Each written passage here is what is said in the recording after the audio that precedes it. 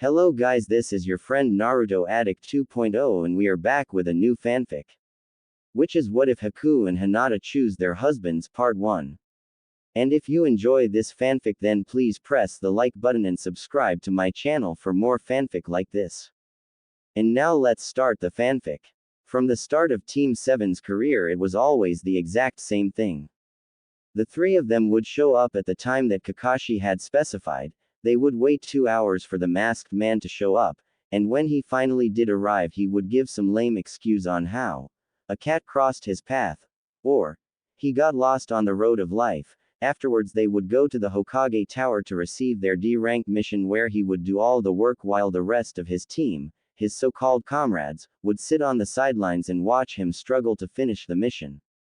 Once the mission was over they would go through teamwork exercises, where he and Sakura would spar Sasuke and Kakashi would give the damn Uchiha pointers on how to fix his form.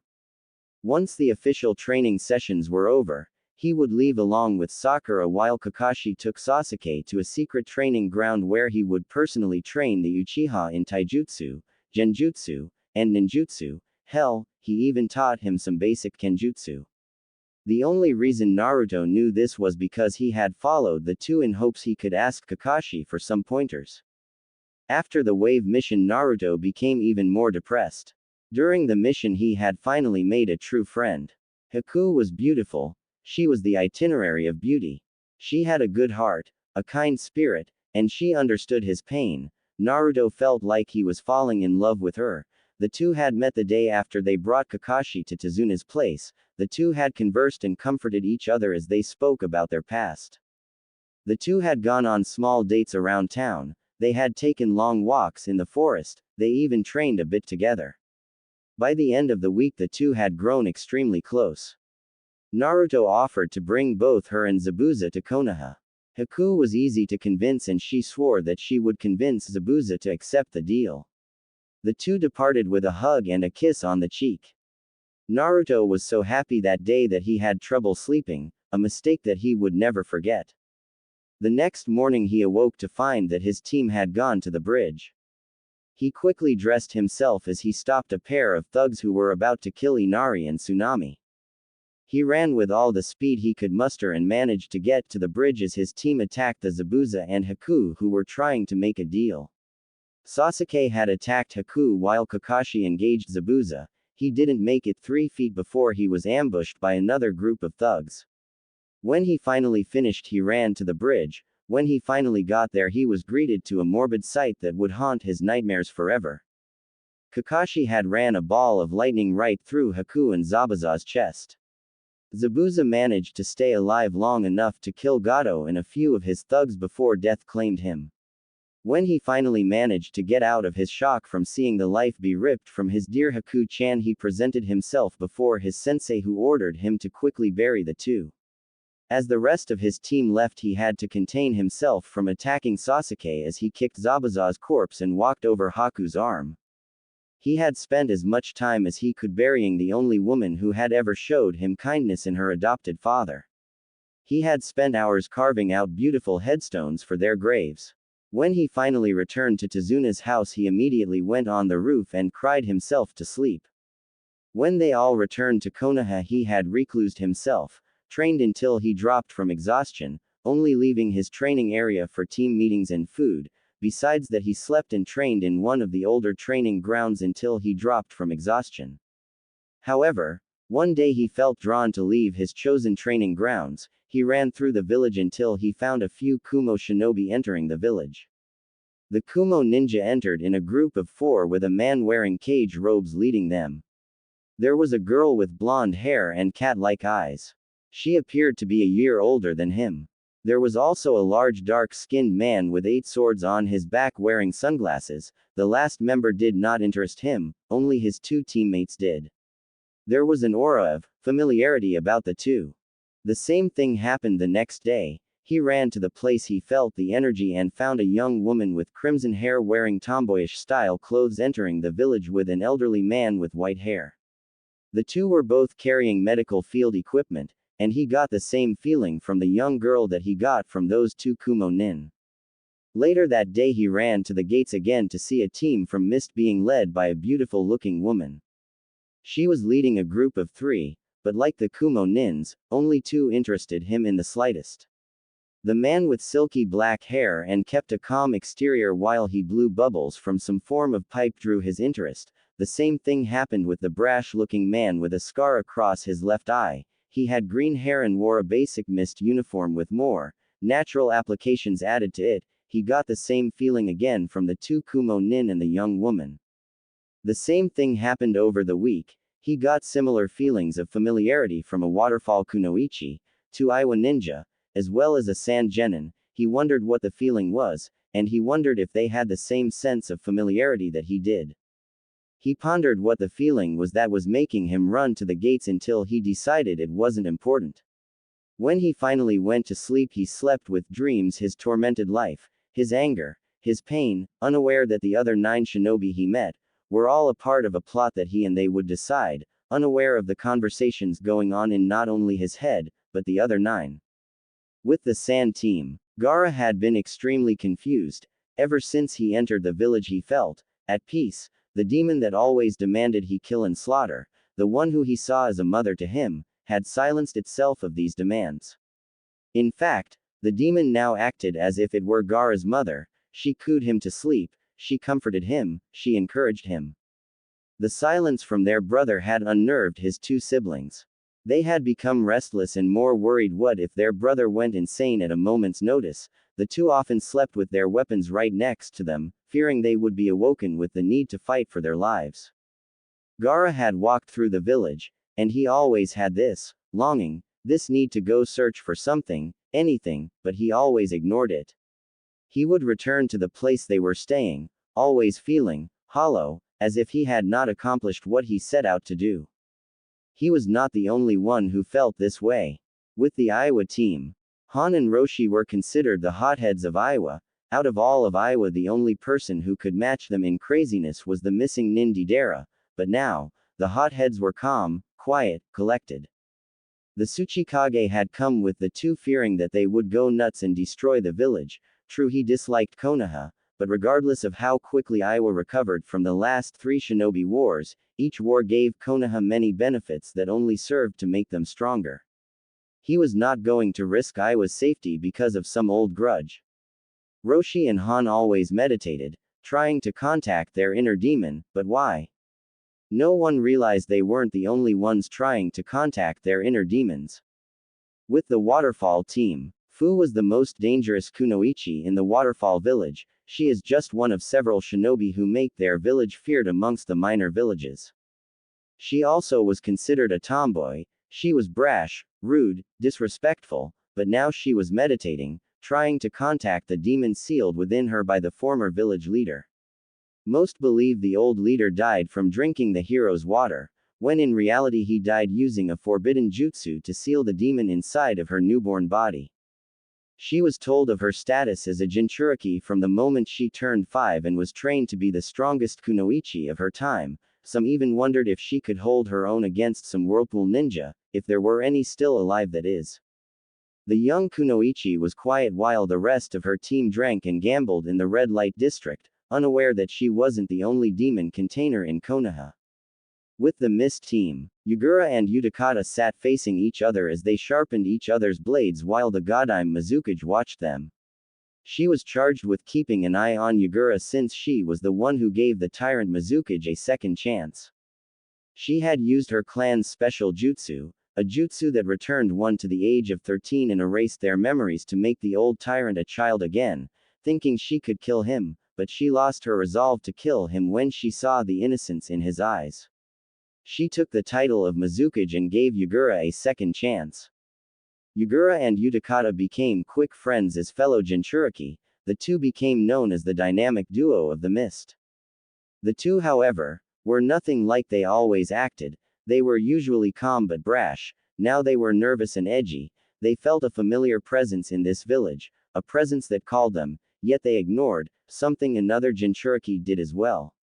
With the medics, Amaru was repeatedly cleaning her medical supplies, constantly counting through the various nerves and pressure points of the body, all to keep her mind distracted from the presence that called to her. Her teacher was nervous. The two had come under Konoha's Ronin qualifications so she could become noted when they rebuilt their long-destroyed village. He was afraid that the young girl who he began to see as his own child would be hurt in these exams. Amaru was usually happy and cheerful, now she was moody and annoyed. She always sat by the sink, cleaning her tools, counting through various body parts and lethal points. Hell, she ran through them in her sleep trying to silence the feelings she felt. She wasn't the only one trying to silence something. With the Kumo team, Kurabi and Yugito became cranky and moody. They were hardly ever without some form of weapon with them, and they would randomly shout for their biju to shut the up. Kurabi's brother, the Reikage, was becoming nervous of his brother and his finest kunoichi. He was always readying the seals his father had given him before he died, sealing up the Hachibi in his younger brother. The two Jinchuriki always argued with their demons now, and they usually had such a great relationship with their biju, no one knew the plot that was about to unfold. General Pav, the 10 Jinchuriki, all gathered in Konoha. None of them knew the plot that was about to unfold. The only thing they knew was that they felt a familiar presence, never knowing why, but always hoping they could find an answer.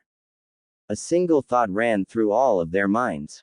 What the hell is going on? Little did they know, was that their biju knew, and were discussing it as that thought ran through their minds. Mindscape. A midnight sky, a full moon, this was the scene in the biju's grand mindscape, where they conversed, planned, and made decisions that would alter the world they ruled. The calm scene was broken by a storm of chakra as the energy created by the storm began to take form, make shapes known throughout the elemental countries. The first shape to form was a long fat form with a dark aura emanating from it. As the form began to solidify, it showed a leech-like form with a white no mask with the kanji for 0 right upon the brow. This was the Ribi no Minharu. The next shape to take form was a bloated shape with a chaotic aura around it. As the form began to solidify, it showed a tanuki made from sand and covered in purple vein-like markings. This was the Ikibi no Shukaku. The third shape to form itself was slim and cat-like. It had a cold dead aura around it. As the form solidified, it revealed a cat made of black fire with glowing golden eyes. This was the Nibi no Baraneko. The fourth shape to form itself was bloated and covered in jagged shapes. As it solidified, it revealed a massive turtle that was missing one of its eyes. This was the Sanbi no Kyodaigame. The fifth shape to be revealed was slim yet bulky, almost humanoid in appearance. As it took full form, it revealed a massive red monkey covered in fire. Its fangs were like massive swords. This was the Yanbi no Suru. The sixth shape was one of the largest. It had a slim figure with a bulky body with a slim and narrow head. As its form became true, it revealed a warped creature that resembled a horse with a dolphin's head. This was the Gobi no Irakauma. The seventh being was bulky, and its form seemed to release a weird substance. When the being took shape, it revealed the most hideous creature one could ever see. The creature was a massive slug with 2 small feet that looked like they were too small to be considered useful. This was the Rokubi no Namakuji. The eighth being was slender, as well as smaller than all the other ones, but it still held an aura of power. Once it solidified, it revealed a massive beetle with horns. This was the Shichibi no Kabutomushi. The ninth being was bulky and slender. It had an aura of power that made all the others in the room seem pathetic. When the aura became solid, it revealed a massive ox with tentacle tails. This was the Hachibi no Kyogyu. And the final form, the one that emanated a power so great that it made all the others tremble in fear, was slender and muscular. As the great aura solidified, it revealed a fox, a massive fox that outsized and outpowered all those in the mindscape. This was the Kyubi no Yoko, current leader of the Biju since the true leader's passing. Kyubi looked around at his brethren, the demons who he fought with for the last 300 years, the ones who he had risen with to their current status as they trounced the former order of the Biju with their greatest leader, finally gathered together at last. Kyubi grunted in amusement. It's been a while since the 10 of us last convened, hasn't it? The Ribi was the one to answer. Indeed, Kyubi, not since the time that our leader's passing. Shukaku spoke up. Yes, not since we became leaderless. Had it not been for Kyuubi guiding us up to this point, we would not be where we are. Nibi purred out a response. Indeed, but it is time we chose a true leader, one who can bring us above what we are, and we now have that opportunity. Sanbi snarled. When can we choose a leader? I have nothing against Kyuubi, but we have been idle for far too long for my tastes. Yeonbi spoke in a wise yet aggravated tone. I must agree. Without true leadership, we will merely disappear into history like most of the fallen Biju. Gobi added. Indeed, hardly anyone remembers that old dog except for his chosen clan. Rokubi gurgled out. I hope the chance we have been waiting for does not pass us by. We will not get another chance like this. Shichibi buzzed out. Indeed, we may be immortal, but we can only be sealed a few times before we cannot be sealed again, and most of us are on our last host. Hachibi grunted towards Kyuubi. So, what is the plan, Kyuubi? Or is it a work in progress as usual? Kyuubi looked at Hachibi in annoyance. I have a plan, Hachibi. By the end of the next few months, we will have a new leader. The Biju nodded their heads as they faded into darkness, leaving Kyuubi in the mindscape, pondering their next move. With Naruto, team meeting spot. Naruto was walking up to the team's meeting spot at the bridge at 5 o'clock in the morning, again. He had bags under his eyes that probably broke Konoha records. He had spent the entire night training himself into the ground, trying to forget that image from Wave. It didn't work. Every time he closed his eyes, he saw Haku's mangled corpse as he buried her in the ground. He saw the blood on his hands as he carried her in the ground.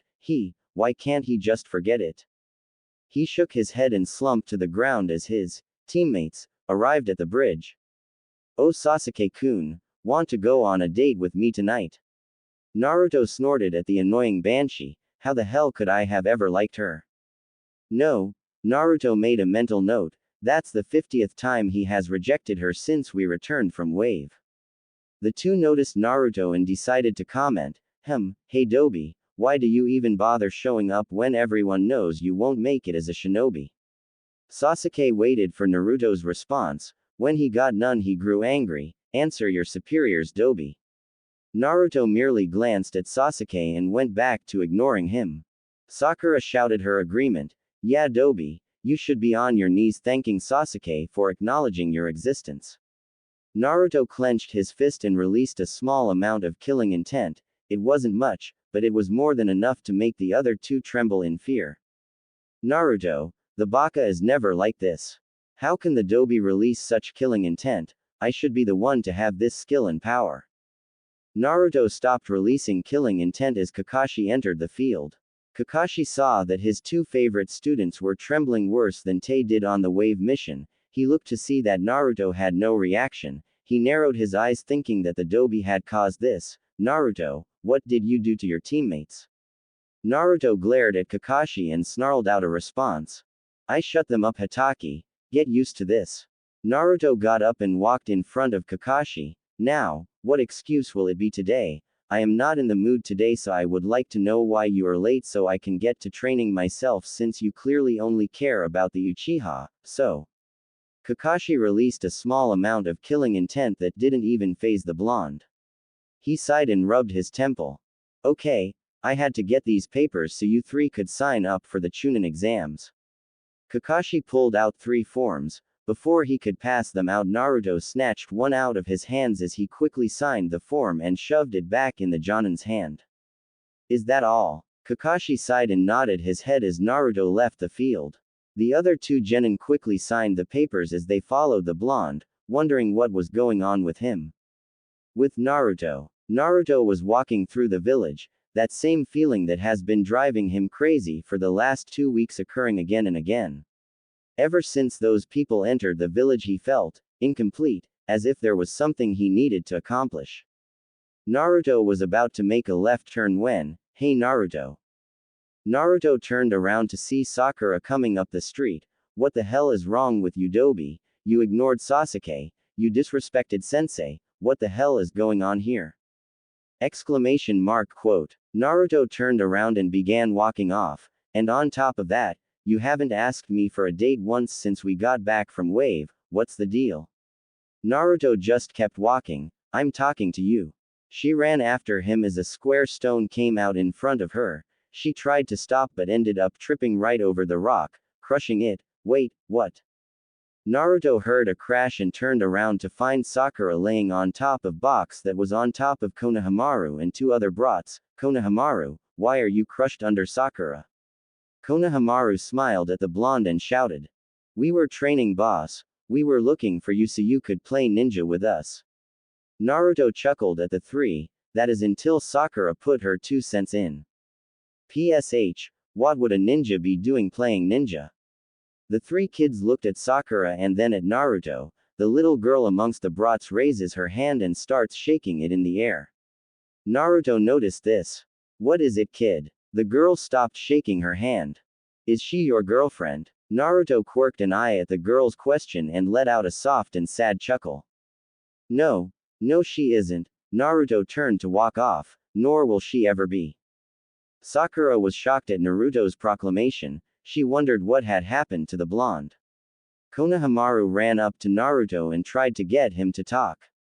When that didn't work, he decided to grab Naruto's shuriken pouch and began running off with it. Hey, give that back, you brat. Naruto chased after Konohamaru. He was about to make a jump for the brat when he noticed a man wearing a black cat suit. He was one of the genin who came into the village with the sand genin that caught his interest. Konohamaru turned around and ended up running right into the sand genin. He looked up as his shirt was grabbed by the cat man with makeup. You little shit, I ought to teach you some manners. The genin was about to hit him when the blonde-haired kunoichi next to him grabbed his wrist.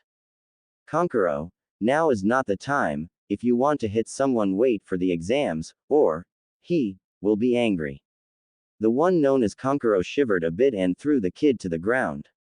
Fine Tamari, where the hell is Gaara anyway? Kankuro looked up to see Naruto glaring at him. The two glared at each other until Naruto quirked an eyebrow. He then snapped his head towards the tree as he saw the sand genin that caught his interest appear in a swirl of sand. He was followed by Sasuke appearing in a swirl of leaves. Naruto stared at the sand genin. This was one of the genin that released an aura of familiarity, but why? Gaara was staring at Naruto as Sasuke appeared right next to the blonde. What is your name? Sasuke smirked and answered. My name is Uchiha Sas. He was silenced by a glare from Gaara. Not you. He turned his attention towards Naruto. Him. Naruto went wide-eyed. Why was this guy asking for his name? My name is Uzumaki Naruto. Gaara glared at him again. Who do you contain? Naruto was shocked beyond belief. How did this guy know he contained a biju? Gaara was curious about why he was asking that question, but it was what his mother wanted. Yes, which biju do you sire? Naruto swallowed a lump in his throat. Kyuubi no Yoko, how did you know what I was? Sasuke and Sakura looked at Naruto in shock and fear. He was the container of the demon that almost destroyed their village years ago. Gaara smiled. I know, for I contain one of its brethren, the Ikibi no Shukaku. We will meet again. Gaara shunshined away in a swirl of sand as his teammates followed. Naruto was still wide-eyed, but he was excited. There was another like him. He wondered if there was any others in the world. He smirked and continued to walk off as the 5 individuals with him stared at him with fear. The next day, Naruto arrived at the front of the academy where they would all be testing for Chunin. His teammates had arrived and were keeping their distance from him. He smiled as they all walked into the building. Naruto walked up the stairs of the academy as his teammates followed behind him, keeping their distance. Naruto walked up 2 flights of stairs when he stopped. He noticed an irregularity in the air, as if something was manipulating his senses to make him perceive something else. Genjutsu, he mentally thought to himself. He looked to his left to find that there was a large group of people standing in front of a room that said 301, but any fool could figure out that it was a genjutsu. He smirked as he began walking up the stairs. Hey you! Naruto snapped his head to find that Sasuke and Sakura had walked over to the small group. He better not be doing what I think he is doing. Naruto quickly walked over to his 2 teammates. Sasuke decided to show how great he was by revealing the genjutsu. Drop the genjutsu, we all know this is the 2nd floor. Sasuke smirked when the two genin in front of him quirked an eyebrow. Sakura here saw it before anybody. He turned towards the Banshee, right Sakura? Sakura was wide-eyed that Sasuke was actually talking to her. Anyo, yes, of course, this is clearly the second floor.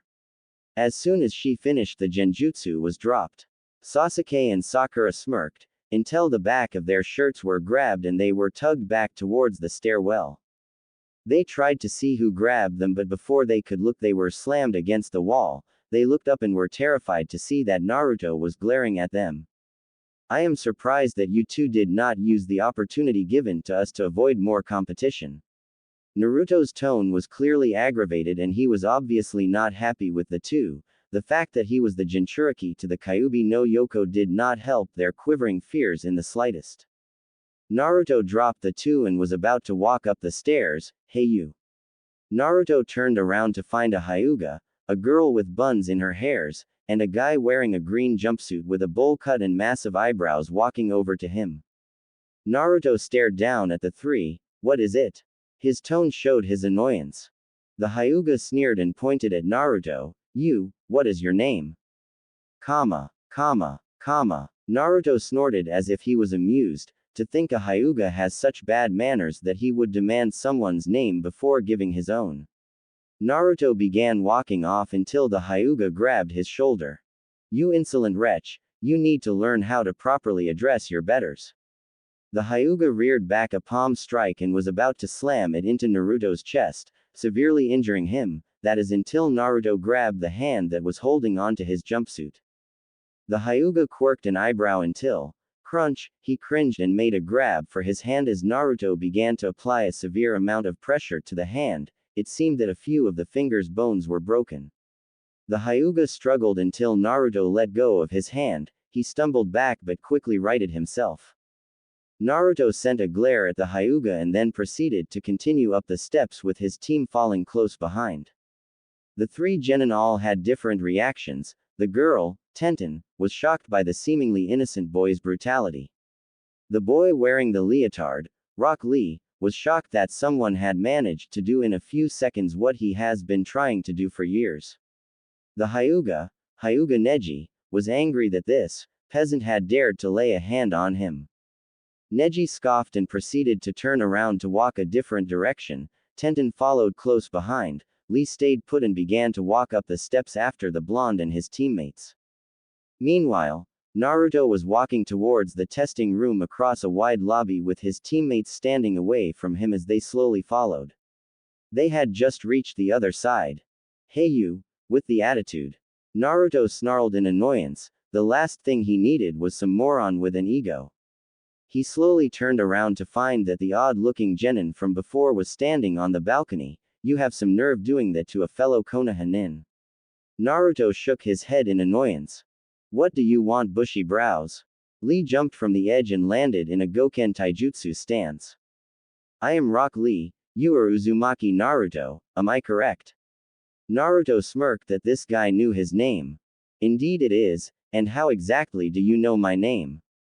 Lee smiled a massive smile as he did a pose. My sensei and Kakashi-san are rivals. He has told me of his rival's team. I heard about the Uchiha's skills, Sakura-chan's intelligence, and I also heard about a no-talent genin by the name of Uzumaki Naruto. If what you did to Neji is considered no talent, then I wish to test how strong you are. Naruto quirked an eyebrow and shrugged as he got into a fighting stance that no one recognized. Alright, your move, Lee. Lee smiled as he got into a Goken stance. Naruto smirked as Lee shot himself forwards with his fist raised. Just before Lee's fist connected, he sidestepped it and delivered a knife strike to the elbow. Lee was shocked by the move. Having never seen this type of taijutsu used before, he was unprepared for the pain dealt by that blow. He staggered for a moment as Naruto dealt a painful kick to the middle of his chest. Lee staggered back and clutched his chest in pain. He looked up to find that a foot was coming right down on his head. He moved out of the way in time to avoid the foot. He watched as the foot did damage to the concrete floor beneath it. Naruto cringed a bit. The problem with that kick was that if you missed and it hit something hard, it hurt like a bitch. He moved his foot back to a fighting stance as Lee began pounding his chest to make sure it was fine. Are you done testing me, Lee? If not, I can say we only have 23 minutes before we have to head to the exam room.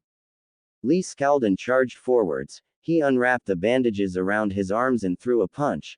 The bandages went straight at Naruto, Sching, but were stopped by a sharpened windmill.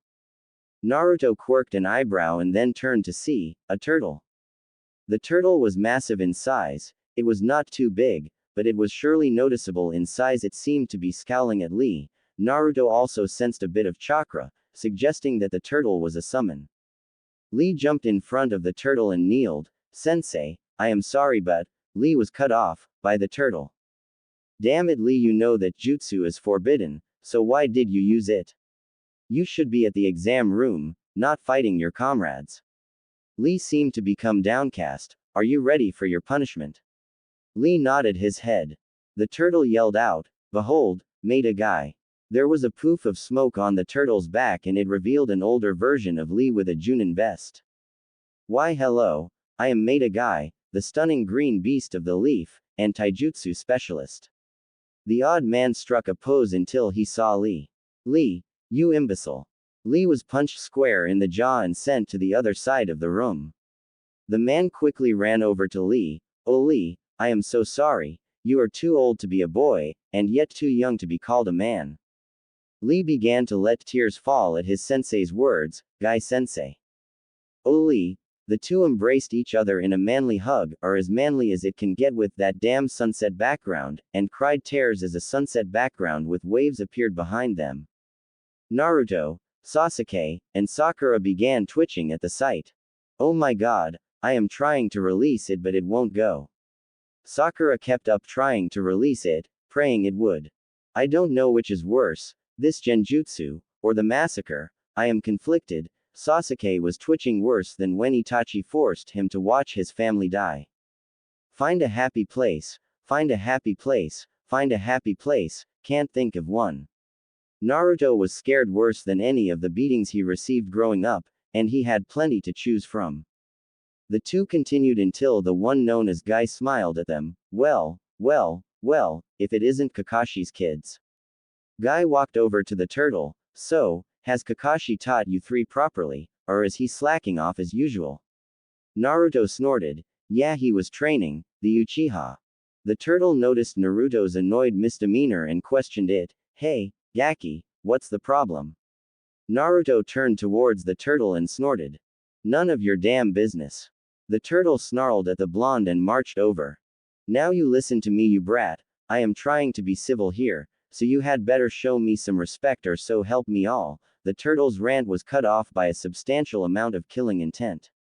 Everyone turned their heads to find a mist nin carrying a long pole with a camellia on the tip. He had purplish-colored eyes, a green scarf, a black shirt with short fishnet sleeves. He also had a stitched scar down his left eye.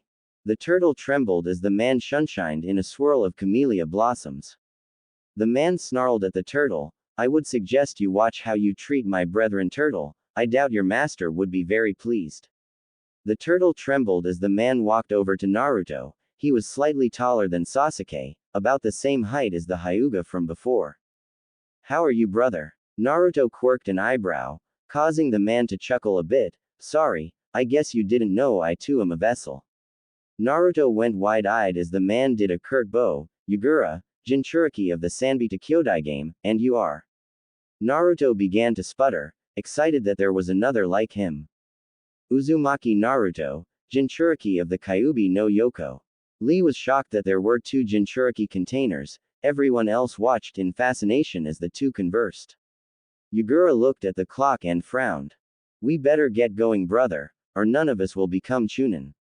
Yugura walked off. He then turned towards Naruto. I look forward to fighting you, my brother. He then walked through the doors to the testing room where the other two mist nin on his team were waiting for him. Naruto turned towards his team who were trembling. Come on. Naruto began walking towards the testing room as his teammates followed. The moment that they got in front of the testing room, Kakashi appeared right in front of Naruto and sent a small hard glance at Naruto. The same thing from the anime happened. Naruto walked through the doors and saw the 100 or so genin in the room. He smirked as he saw Gaara and Yagura. The two Jinchuriki brothers smiled back at him. Hey guys. Naruto turned to see Ino running up to them with Choji and Shikamaru trailing behind. How are you guys doing? She smiled as Sasuke came into the room. She quickly glomped him, which Naruto rolled his eyes at. Well, it looks like the whole gang is here. Naruto watched as Kiba and his team walked up to them. Naruto watched as Hinata got a dreamy look in her eyes from watching him. Naruto quirked an eye, wondering why she had that look. He shrugged and paid it no mind, thinking that she was looking at someone else. Hey, you lot should keep it down. Naruto and the gang looked to see a white-haired Konoha genin with glasses begin to walk up to them. This isn't the place to go shouting around, but I guess the cute little rookies wouldn't know this. Anyway, my name is Yakushi Kabuto. Kabuto looked at the 9 genin and smirked. Hey, do any of you want information on some genin? Naruto looked at Kabuto with a calculating eye as Sasuke walked up. I would like information on Sabaku no Gaara, Rock Lee, and Uzumaki Naruto. Naruto glared at Sasuke, who noticeably flinched, confusing everyone in the vicinity. Oh, you know their names, that's no fun. Kabuto reached into his ninja pouch and pulled out a deck of blank cards. Naruto quirked an eye until he noticed that Kabuto was pouring a bit of chakra. The card showed a picture of Sabaku no Gaara with his various stats. Okay, let's see here. Sabaku no Gaara, genin rank, has been on 5D ranks, 2B ranks, and 1A rank. He has never been scarred in his life. Impressive. Kabuto took out another card and began charging chakra into it. The card showed Rock Lee and his various stats. Next up is Rock Lee. He has no skill in ninjutsu or genjutsu due to a disease he received from his mother, has been on 23D ranks, 5C ranks, and is extremely skilled in Goken Taijutsu. Not bad. Kabuto pulled out one more card and charged chakra into it. The card showed Uzumaki Naruto along with his stats. Last but not least, Naruto, surprise me shitless Uzumaki. Naruto scowled at the genin's attempt to make a joke out of his surprise, has chakra reserves that are beyond Junin, is incapable of using low-level genjutsu, low-level ninjutsu is also beyond his reach. Is only capable of ninjutsu and genjutsu that are B rank or above, maybe high C rank. Everyone was staring at Naruto with surprise, and a bit of fear from Sasuke and Sakura. Surprisingly, he is the dobi of his class. He has been on 12 Team D ranks, 5 Solo D ranks, and 1 Team A rank with a single Solo A rank before he even became a genin. I must say I am impressed. Not many genin can claim to have done a Solo A rank directly received from the cage of their village. Naruto smiled at him, but released a bit of killer intent. By the way, do you happen to have stats on the various villages? Kabuto smiled as he took out another card and charged chakra into it. The card immediately showed a map of the elemental nations with the village stats showing next. There are over 12 teams from Konoha, 3 from Suna, 6 from Iwa, 1 from Taki, 5 from Kiri, as well as a few Ronin with qualification from the daimyos. Also, there is 1 team from the new Odo village, but I wouldn't worry about them, they are probably beneath most of you guys anyways. Besides that, there are mostly ninja from the smaller villages. Kabuto smiled as Naruto's killing intent let up.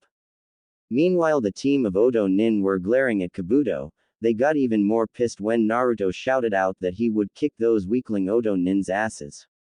The one that looked like a mummy got a face tick and turned towards his 2 comrades, all for kicking the blonde say I. The bandaged man smirked. It was unanimous. They jumped over the other genin and charged at the blonde. No one noticed the 3 ninja about to intercept them. Naruto turned his head as the 3 Odo genin charged at him. Naruto snarled and got into a fighting stance as they all were about ready to strike. Clang, crunch, shing. Naruto looked up to see a giant of a man wearing samurai armor and some sort of steam machine grabbing the mummy mon's wrist gauntlet.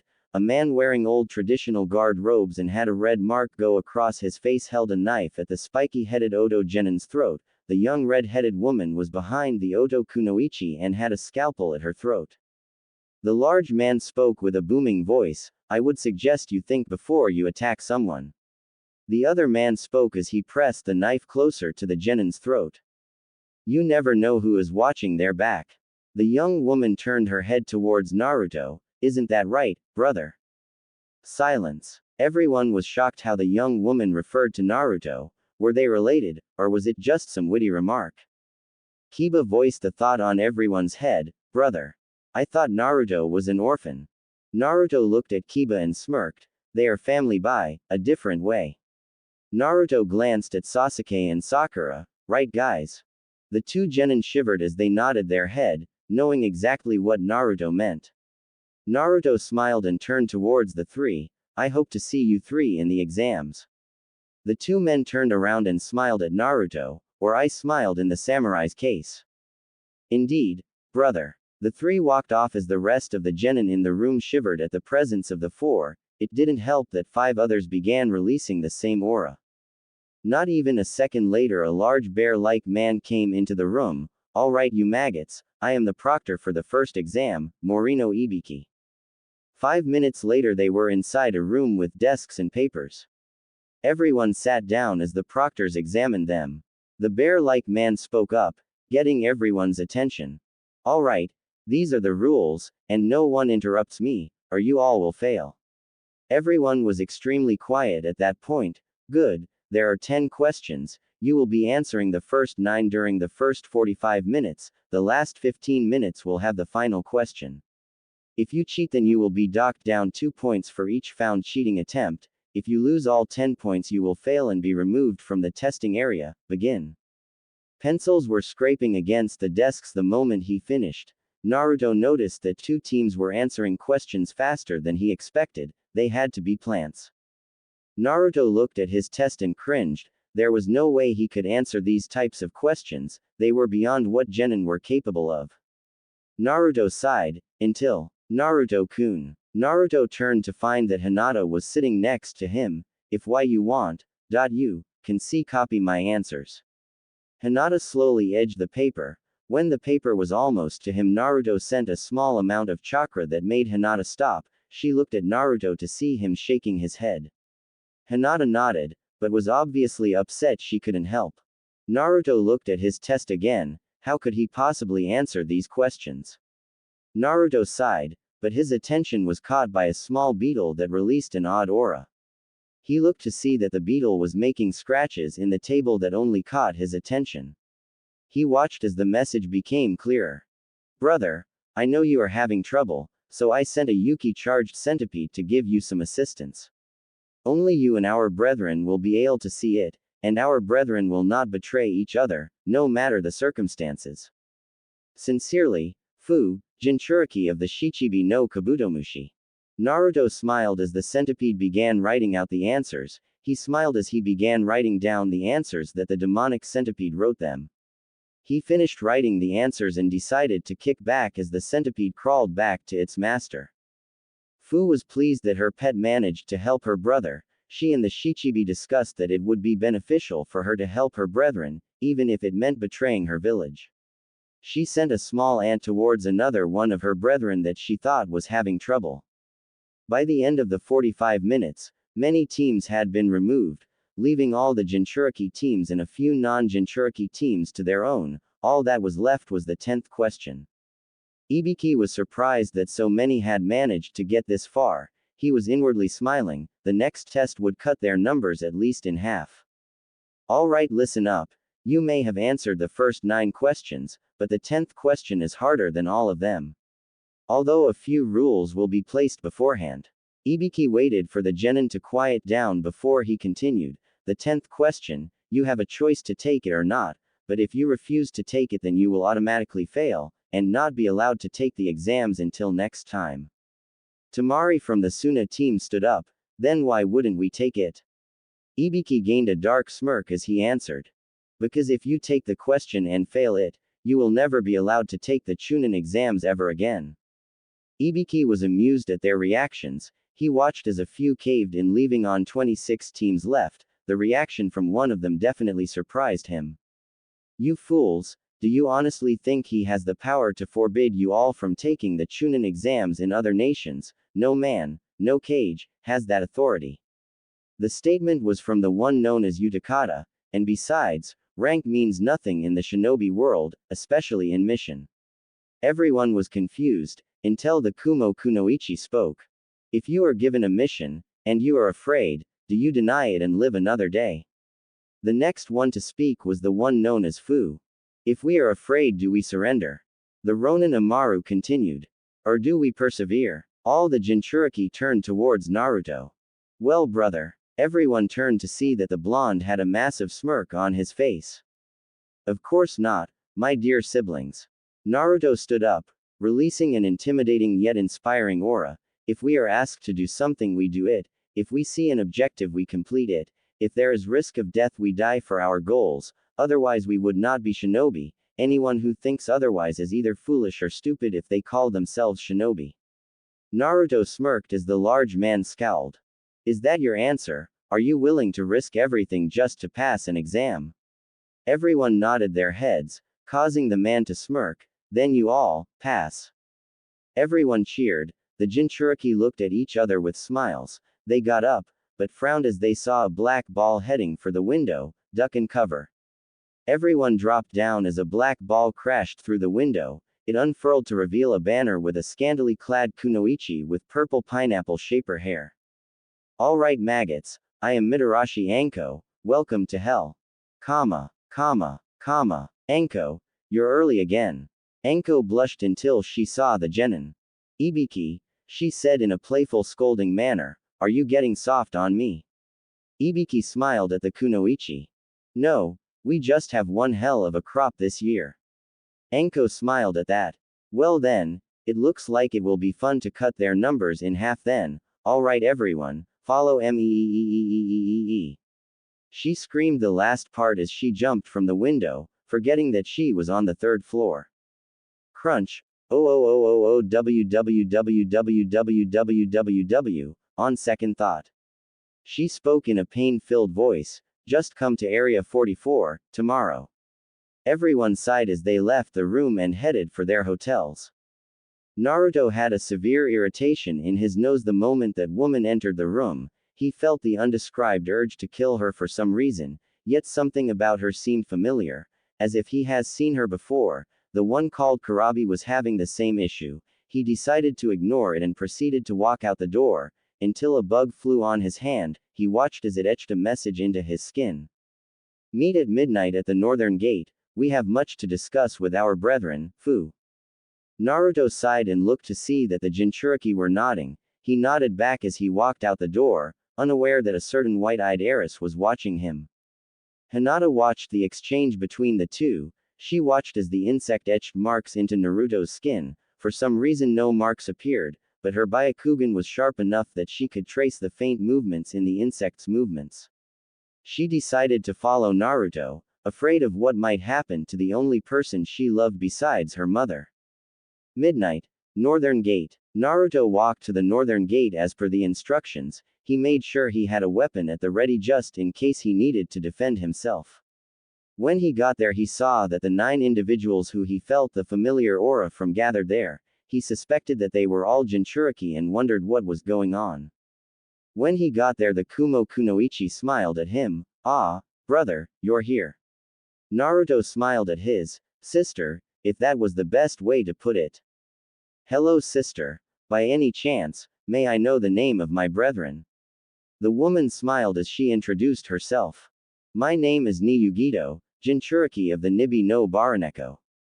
The large Kumo man next to her answered next. Kurabi, Jinchuriki of the Hachibi no Kyogyu. The 2 Iwa shinobi stepped forwards. The large samurai spoke first. Han, Jinchuriki of the Gobi no Irakauma. The other Iwa shinobi with the red mark on his face spoke next. Roshi, Jinchuriki of the Yanbi no Saru. The 2 remaining kunoichi walked up. The redhead spoke up. Amaru, Jinchuriki of the Ribi no Manharu. The other kunoichi with greenish hair came forwards. Fu, Jinchuriki of the Shichibi no Kabutomushi. The 2 Kiri ninja came forwards. The man that introduced himself before spoke up. Yagura, Jinchuriki of the Sanbi no Kyodai game.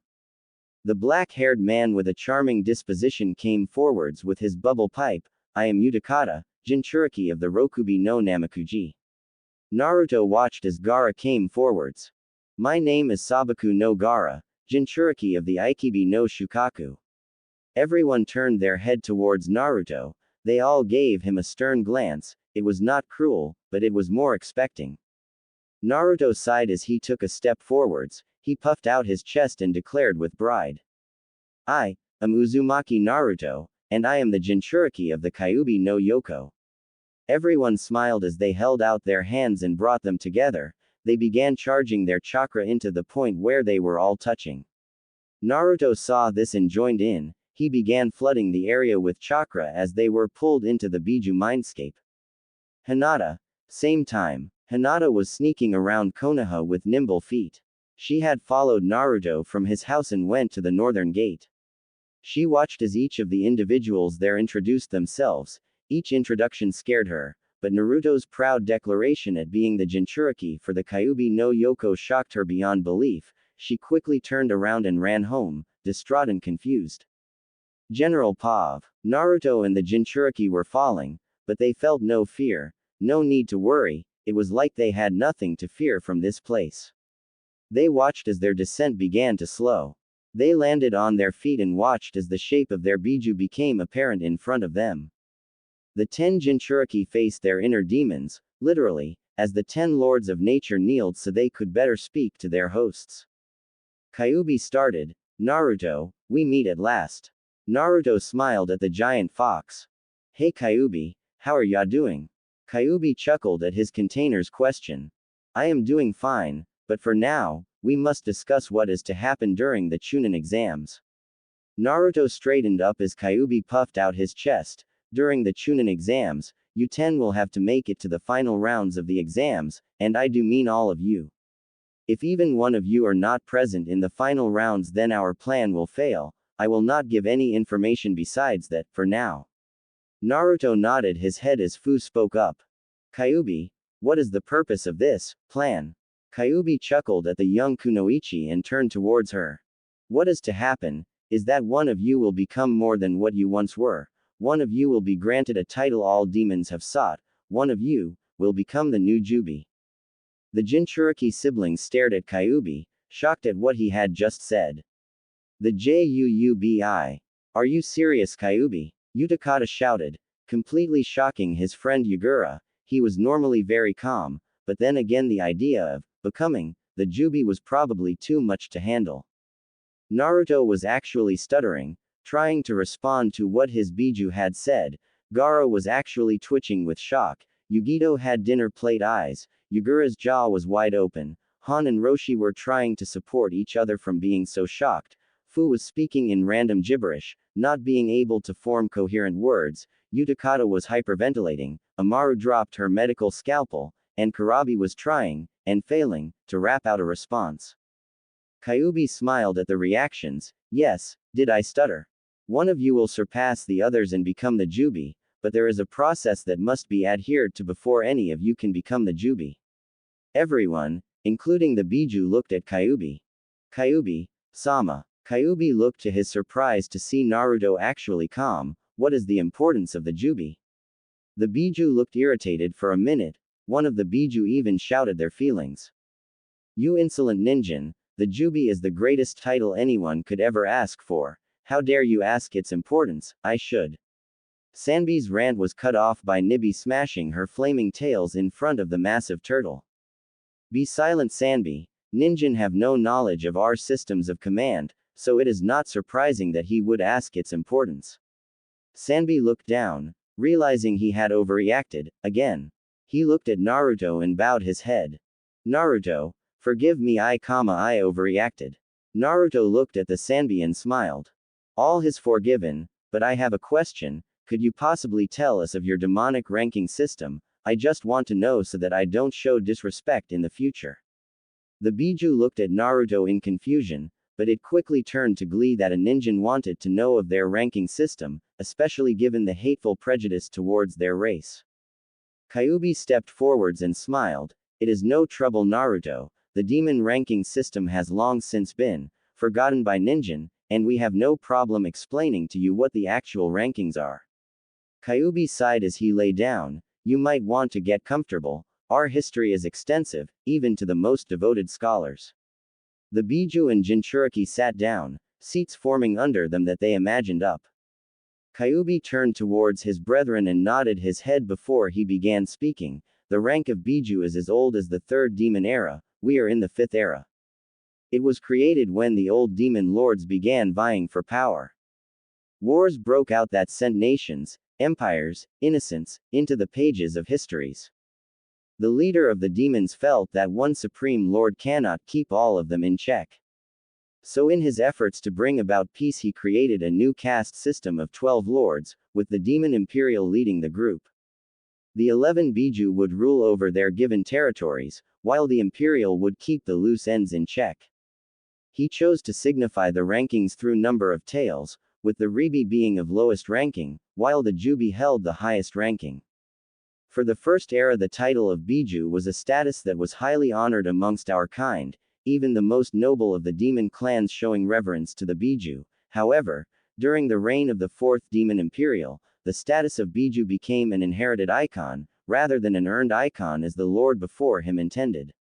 The rank of Biju became passed down through the clans of the noble families that honored the fourth lord. The clans that honored him were the noble families of the frog, snake, badger, dog, weasel, rooster, shark, bee, bat, and fallen dragon clans. The title of Biju was inherited in the strongest member of each of these clans for over 4,000 years. Those that viewed this as a direct denial of the 3D Lord's plan were quickly executed. Over time the title of Biju was a title that only those of those 10 noble families could have, and each member of the clan received the same title as the one before them, no matter the difference in power. One day, I and my brethren, referring to the Biju, decided it was time that the title of Biju had to be removed from inheritance. So we spent over 1,000 years training, along with a young demon prince of one of the noble clans to take down the current Biju, as well as the ruling lord. We gathered the forces of our clans and brought our armies against the ruling lords, crushing all opposition in our path. We defeated the leading Biju and ended the reign of the demon king himself. The final blow was struck by our longtime friend, the last member of a noble family that the demon king had slaughtered without mercy. For over 1,000 years we ruled in peace alongside our clans. However, disaster struck when the Hachibi of the fourth reign killed our leader, the Jubi no Ukami. She was giving birth to her newborn pup, when the Yamato no Orochi killed her, and devoured her child. Kyuubi began to dig his claws into the ground, letting a few tears fall from his eyes. How could a member of a clan that preached that the weak must be protected kill a defenseless mother and her pup in cold blood?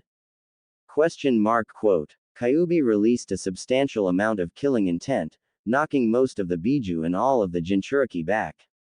He noticed that they were all quivering in fear. He quickly let up his killing intent as he let a sad sigh escape his breath.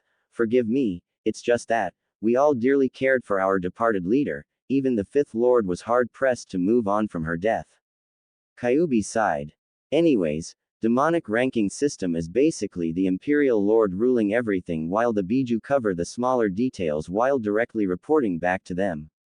When the Jubi died there was a rift in power. With the death of the Jubi I had to take command, but since I was not strong enough I could not take the title of Jubi myself, but our lord came up with a plan. Every one of the Jinchuriki listened intently at this point. Our lord realized that humans, while physically frail, demonstrated qualities that would allow them the capabilities to grow strong. However, the demon lord could not leave our kingdom to find a human worthy of the title, so we went, and allowed ourselves to be sealed into Ninjin, hoping that either the Ninjin would be worthy, or we would find a Ninjin worthy from the Ninjin's eyes. However, we could only be sealed a few times, depending on our levels of power. I can only be sealed once, while Ribi can be sealed a number of times.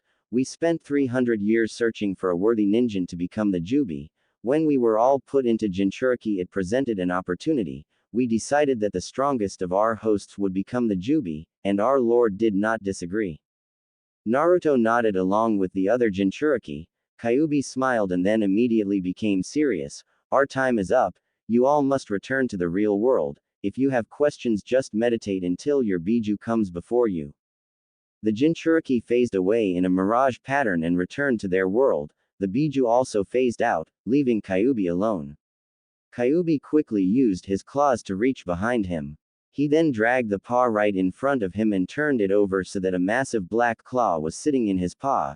Yurufu-chan, Kyuubi placed the claw over his heart as he phased out, a single tear flowing from his eye. Next day, Forest of Death. Naruto arrived to the Forest of Death an hour early along with his brethren. He looked around and saw that everyone else was arriving. He looked around for his teammates to find them walking up to him.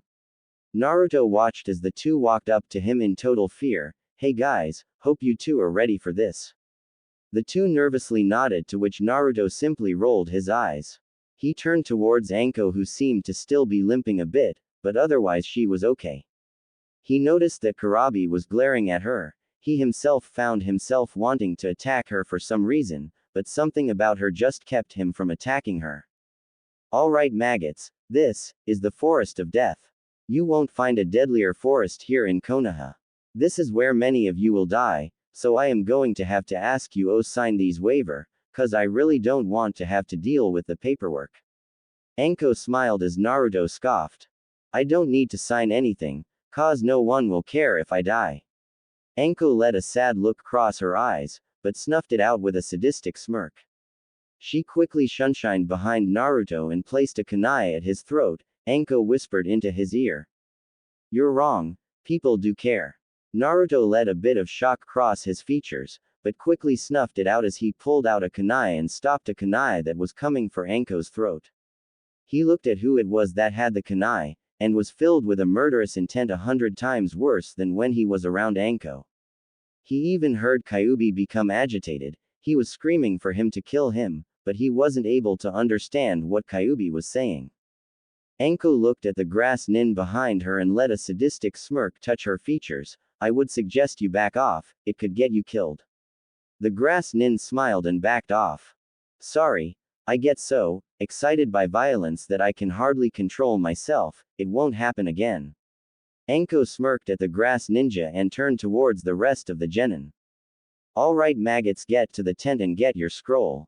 After that, report to your respective gates, now. The genin scrambled towards the tents to retrieve their scrolls, fearing for their lives. Naruto went to get his scroll when he bumped into someone. He fell right onto Hi-san, looked to find that he had bumped into Hinata. Hinata quickly turned around, confused and afraid. What should I do? I can't tell anyone or I could ruin Naruto's life, but what if Naruto has been taken over by Kyuubi? Then is the Naruto I know truly Kyuubi? But I fell in love with who he is, not his name, so why should it matter? But still, Hinata was confused as to her feelings towards the blonde. She wanted to talk to someone, see if she could make the right choice, but she was afraid to ruin Naruto's life. Naruto meanwhile was gathering with his team at the gate. Sakura and Sasuke were talking quietly so as to make sure Naruto does not hear them. Sasuke-kun, what should we do?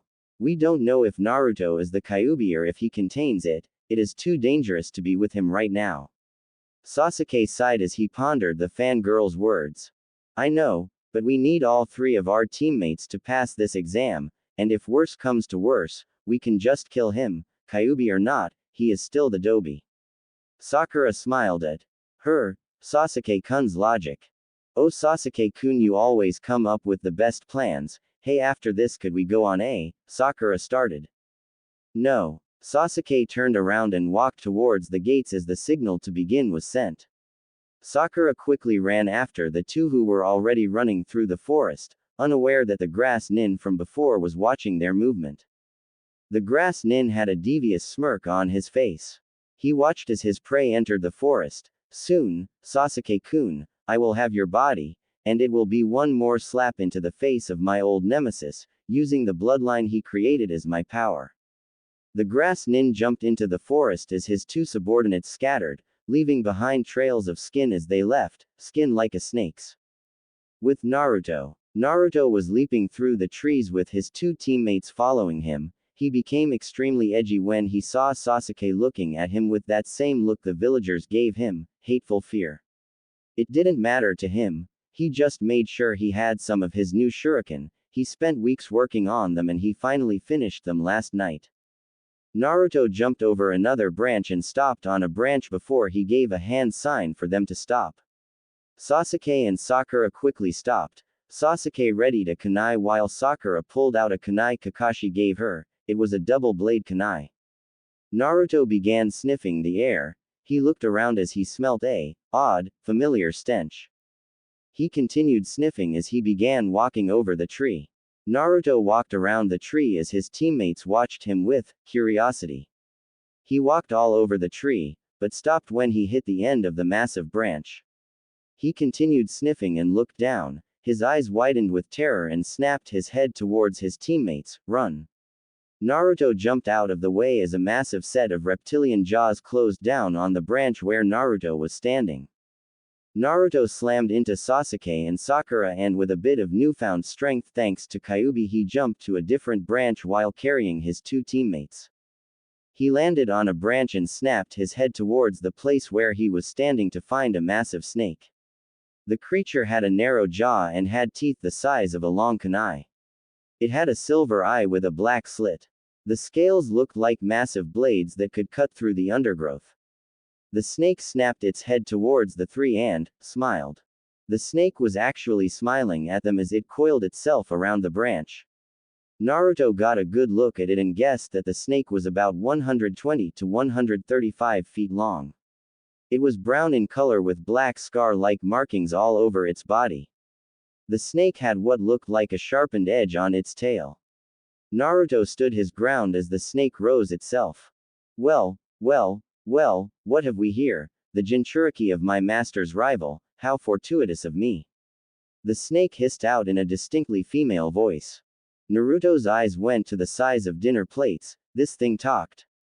What the hell are you? Who the hell are you? Naruto pulled out a kunai he had been working on and got ready to attack the snake. The snake chuckled as she answered. Oh, who am I? I am Stinthos. Stinthos launched herself at Naruto and his team. Naruto quickly threw the kunai in her mouth and grabbed his teammates as she curled back in pain. Damn Jinchuriki, you will pay for that. She launched herself at Naruto as he jumped over the incoming snake. She quickly snapped her head towards the blonde who was running down her back. She hissed as she launched herself at the blonde. Naruto smirked as he waited for her jaws to be in range. Stinthos was 100 feet from Naruto when he threw a shuriken at Stinthos. Stinthos paid it no mind and continued her assault. The shuriken then began to click and whir as the blades segmented themselves and launched outwards. They wrapped around Stinthos' mouth and began wrapping around the jaws. Stinthos' eyes widened and she tried to retract, but she found that one of the blades hit a nearby branch. Her eyes widened as Naruto grabbed a blade that landed near him. He smirked as he jumped down as the light hit an invisible string that was directly attached to the shuriken. Stinthos hissed as her head was yanked down and slammed into the side of the tree she was on. Naruto ran around the tree and wrapped the wire around the massive snake. He threw the blade at the tree hard enough to dig it in and jumped back up. He smiled and turned his back, but he froze when he saw another snake right in front of him. The snake quickly opened its jaws and was about to swallow up the blonde. Naruto dodged to the side as the snake clamped its jaw onto the branch he was on. The snake snarled, the snake slammed its jaws down and crushed the branch in its teeth. It turned its head at Naruto and hissed as it opened its mouth, poison dripping from its fangs. Naruto had a single thought running through his head. Oh shit! He quickly turned and ran as the snake charged at him. Naruto opened up his pouch and pulled out a pill. He had spent a week developing it, and he had yet to test it. It was a smoke and poison pill. If he managed to throw this in the right vicinity, he should be able to kill anyone who breathes in its poison. He quickly threw the pill down the snake's mouth. Naruto watched as the snake continued its assault, then closed his eyes as the snake was about to bite down, but it never came. Naruto looked up to see the snake spasming and screaming. The snake looked towards its stomach as it began to fester and boil until it split right open. Its organs poured out of the wound as the snake's head slammed onto the branch. Dead from an acidic poison. Naruto stared at the snake's head, the fangs still dripping their poison, searing the wood it touched.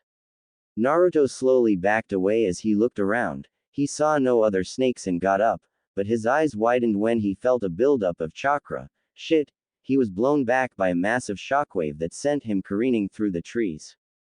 Sasuke and Sakura watched as Naruto was shot over their heads as they turned to see the grass nin from before walking through the overgrowth smiling like a predator that has captured its prey. Ah, Sasuke-kun, it's so good to see you. The grass nin jumped at the two as he released a substantial amount of killing intent, making it so neither of them can move. I can't move. Sasuke struggled as the grass nin continued forwards, readying a final strike. No, I can't end like this, am I really this pathetic? Sakura watched as the ninja brought out two kunai, both poised to end their lives. The two genin closed their eyes as the kunai were only 3 feet away, but the sound of metal meeting metal broke them out of their trance. They opened their eyes to see the two Iwa ninja from before stopping each of Orochimaru's kunai with their own weapon. The man with the red mark across his face using a battle hammer, while the large man with the furnace on his back used a massive axe. The grass nin did not have time to move as the two buried their fists into his chest. He coughed up some blood as the combined force from the two Jinchuriki's punches sent him careening into a faraway tree. Both Jinchurikis turned towards Sasuke and Sakura, who are panting from finally being released from the terrible killing intent. Both of you get out of here, we will not allow our brother's teammates to be harmed, go. The two then jumped to attack the grass nin who is pulling himself out the hole in the tree. Sasuke and Sakura are shocked that the two could manage something so astounding. Sasuke quickly became jealous of their strength, believing he should be the one to have that power. Sakura was too scared to even think. The grass nin finally managed to pull himself out of the tree just in time to move out of the way to avoid Roshi's war hammer. He had to duck to keep Han's axe from beheading him.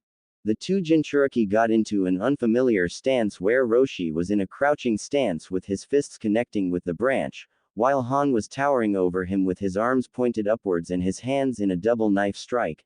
Bijuten, Yoni no Gobi, Kai, the two were overcome by demonic chakra. Roshi's was a dark red, while Han's was a white color. A single tail of chakra formed behind each of them. Roshi had a monkey tail while Han had what looked like a dolphin tail. The grass nin had a wicked smile cross his features as he began to allow a dark chuckle escape his lips. So, to Jinchuriki, this will be fun. The grass nin grabbed the top of his face, and began to peel it off, allowing his true features to be shown. His skin was as pale as death, he had purple markings under his slitted golden eyes. Allow me to introduce myself, I am Orochimaru.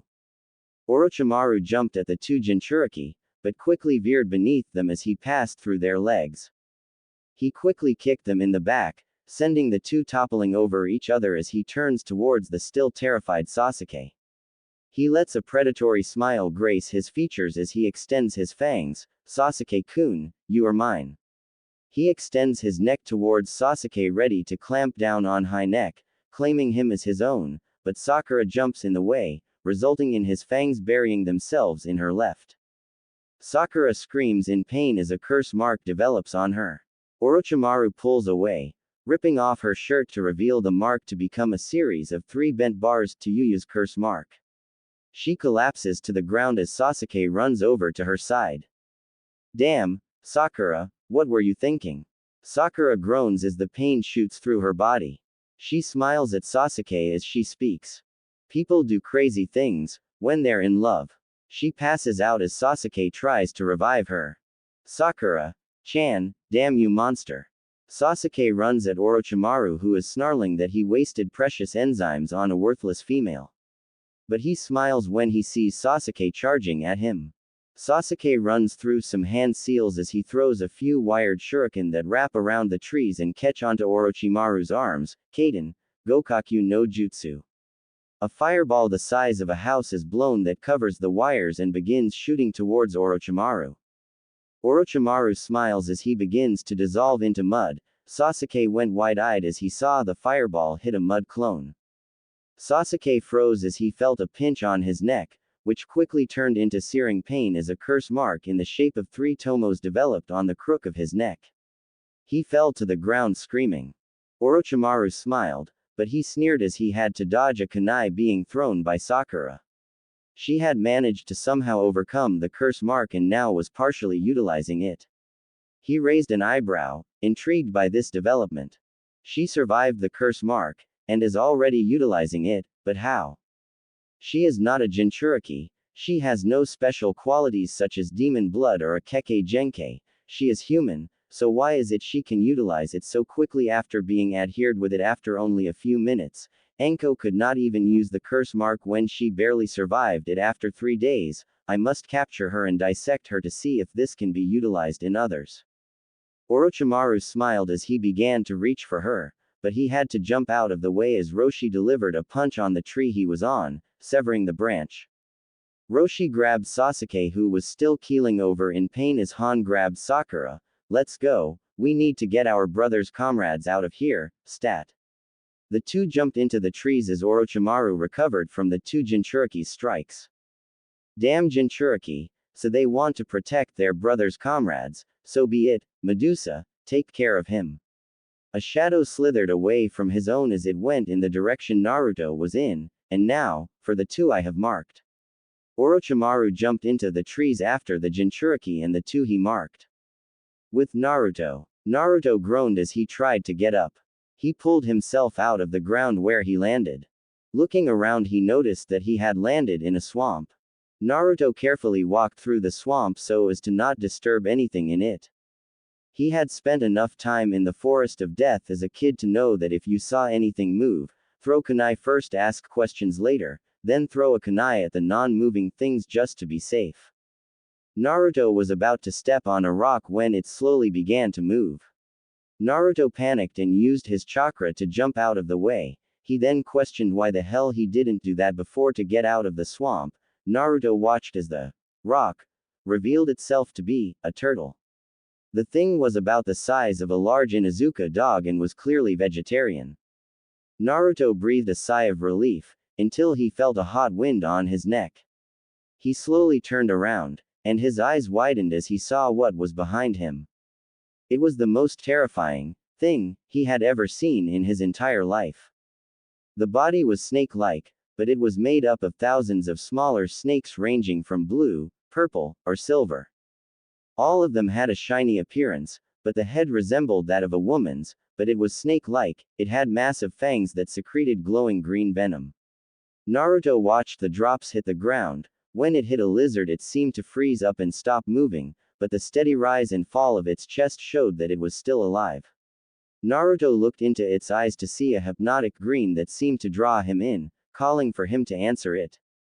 Naruto quickly shook it off as the snake, woman, thing, began to chuckle. Hello, Naruto, my master demands your death, and he will have it. Naruto had to jump out of the way as the snake attacked him. He pulled out a few paper bombs and threw them at the snake as it connected to her sides. She screamed as the bombs burned into her flesh. She hissed at him as she launched another attack at him. Die, boy. Naruto reached into his ninja pouch, praying he had something to help him out. He unfortunately found that he had nothing in there to help him. So, this is it. Naruto closed his eyes. He was cornered. He had no weapons, and he had no way to defend himself. He waited for the giant creature to close its mouth on him, but he snapped his eyes open when he heard her scream. He looked to see that the creature had been attacked by what looked like a large worm that had just tunneled out of the ground. It had no eyes, and it had a circular mouth that had thousands of teeth in it. The giant snake creature screamed again. Wretched worms, do you know who I am? I am Medusa, a pathetic leech. Yuki will never kill me. Medusa was about to bite down on the leeches, when a black tendril buried itself in her head. Medusa shot her eye over to where the tendril came from, to find a massive leech demon with a white no mask with the kanji for 0 on it. No, but I can. The leech demon began to convulse, and then shot out hundreds of tendrils that sharpened and went straight for Medusa. Goodbye Medusa, I hope you rot in hell forever. The tendrils buried themselves in Medusa, stabbing every part of her body, leaving no possibility for her to live. The leeches let go of Medusa and then returned to the swamp while the masked leech pulled back its tendrils before it vanished into black mist, revealing Amaru. Amaru saw that Naruto was shocked by her appearance. How are you, brother? She got no response. Brother. She jumped down and noticed a glazed look in his eyes. He must be talking to Kyuubi. Mindscape. Naruto was staring at the enraged Biju in his body. Kyuubi was demanding Naruto give him control over his body. Clearly he was not happy. Naruto, damn it, give me control. This is my fight, and no others. Kyuubi began leaking out a massive amount of chakra that engulfed the blonde. Naruto began convulsing and screaming in pain. I will have my revenge, Yamato no Orochi. Outside of Mindscape, Amaru was blown back by a raw output of Kyuubi's chakra. She slammed into a tree, but her fall was broken by a leech Yuki that came out of the swamp. She watched in fascination as Naruto's skin began to peel off of his body and then burst into black ashes. His spine began to crack as a bunch of tails emerged. Naruto's screams turned into demonic howls as his face became a snout. Finally, a shockwave of chakra rushed over the swamp, setting it ablaze with burning fire. Standing where Naruto was an eight-tailed kitsune, but it had no fur and one could make out the skeletal structure from the tight skin. Amaru began to quiver as Naruto, no Kyuubi took control and ran into the forest. She quickly righted herself and ran after him, praying things would not get out of hand. Back with Han, Roshi and Team 7. Han had gone up to 3 tails worth of power while Roshi was up to 2. They were attacking Orochimaru with all they had. Sasuke and Sakura were lying on a branch away from the fight. Orochimaru was delivering strikes to the Jinchuriki that sent them to the ground. Roshi snarled at Orochimaru, confused as to how he could possibly be matching them. How? He is not a Jinchuriki, but what is that scent? It's so familiar. Roshi had to jump out of the way as the now freed Stenthos was about to swallow him. She smiled at her prey and shot forwards, intending to end the Jinchuriki.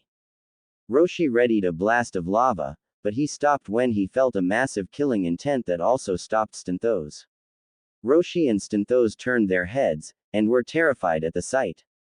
Standing on a branch, burning it to ash was Naruto in the Hachibi stage. His teeth were leaking massive amounts of spit, and his claws looked like knives. Naruto snapped his head at Orochimaru, who began to chuckle, and then he went into full-blown laughter. So, the Kyuubi Jinchuriki has the power of a Hachibi. Let's see how Yopu fare against me, my old rival. Roshi and Han were confused. What the hell did he mean by old rival? Naruto, our Kyuubi snarled at Orochimaru, you will pay for your past transgressions, Yamato no Orochi. Kyuubi launched himself at Orochimaru and delivered a crushing blow to the branch he was on. Kyuubi had to dodge to the side when Orochimaru delivered a crushing kick to where Kyuubi was standing. So, you know who I am. Not surprising, especially how our last meeting was. Do you remember that day? How I took everything from you, how I killed your mate and devoured your child. Oh, it was so delightful killing the Jubi, or is it Yurufu-chan? Kyuubi snarled at Orochimaru as he continued to chuckle. I must thank you. After I devoured your child, my power increased far beyond what it was, but enough chit-chat, let us finish this, Kyuubi. Orochimaru grabbed the top of his face and dug his nails under the skin. He then pulled his face clean off, but rather than gushing blood, 8 snake heads came rushing out. His body shriveled up and turned to ash as 8 massive tails wrapped around the trees. His body lengthened to massive proportions until standing at his full form was the Yamato no Orochi. Yamato no Orochi smiled as each head spoke. Kyuubi, it is time for you to die. The 2 Biju launched at each other as the spectators watched, unaware of the many eyes watching them fight. Kyuubi launched a volley of chakra blasts at the great snake demon only for the snake to weave around them. The main head launched at Kyuubi. Kyuubi caught the open mouth and grabbed the snake's tongue before ripping it clean out. Yamato no Orochi screamed in pain as the head that had the tongue ripped out snarled at him while another head spoke, I'll fillet you for that. The heads then launched at Kyuubi as he ducked and weaved in and out of the strikes.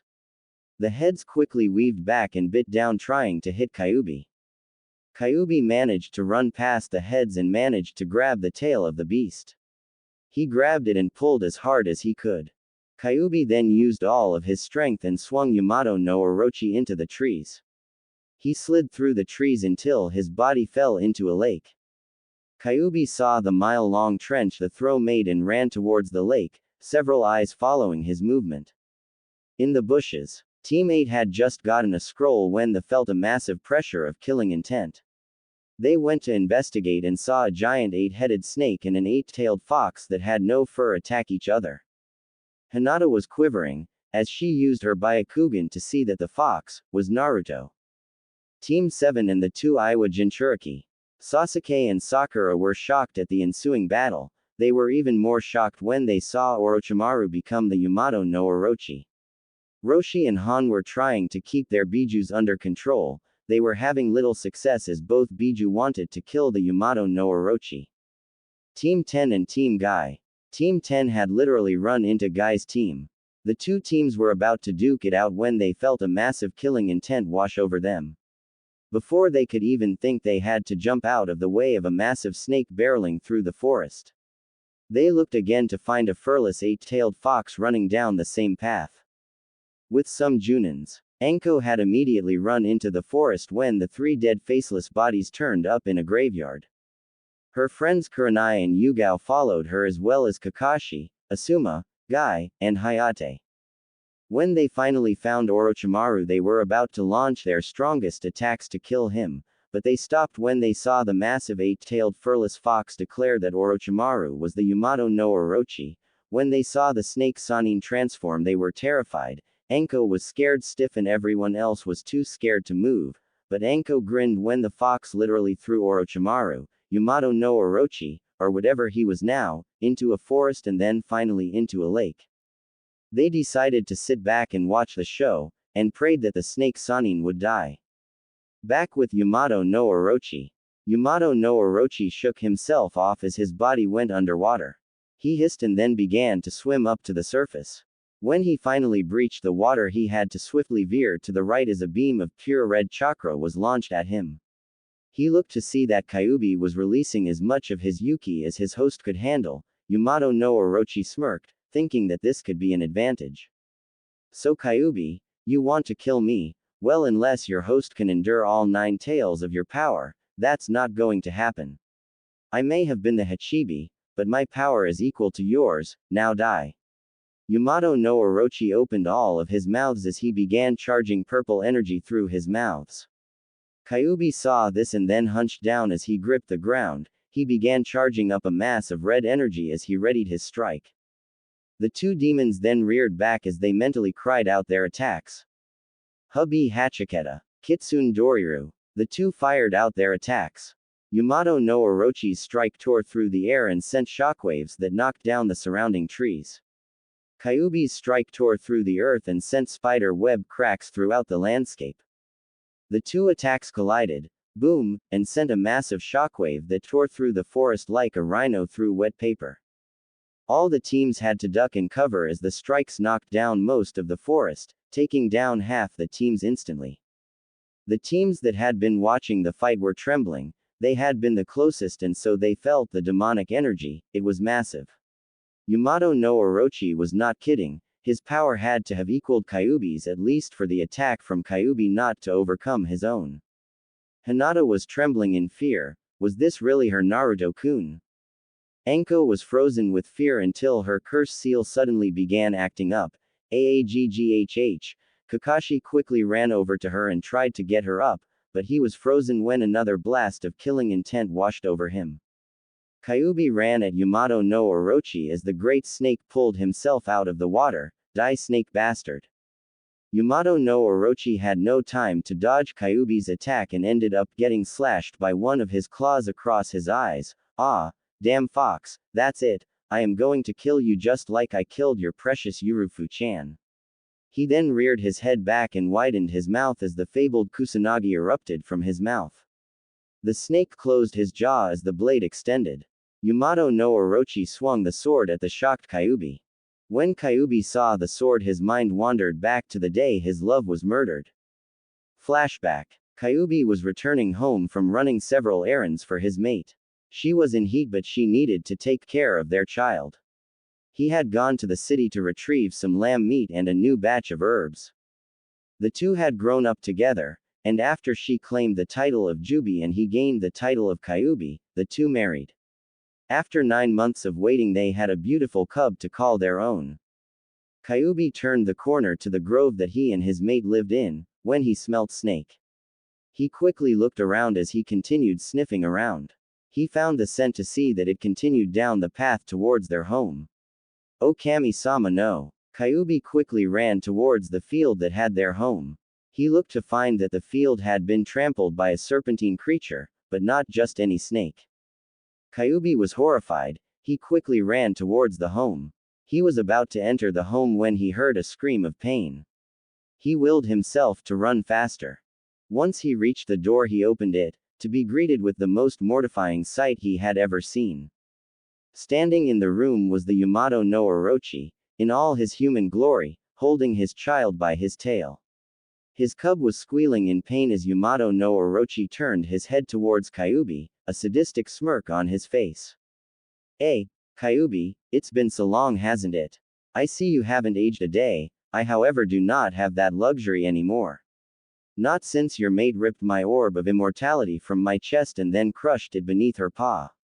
Had she not done that, I would have defeated the rest of your pitiful resistance."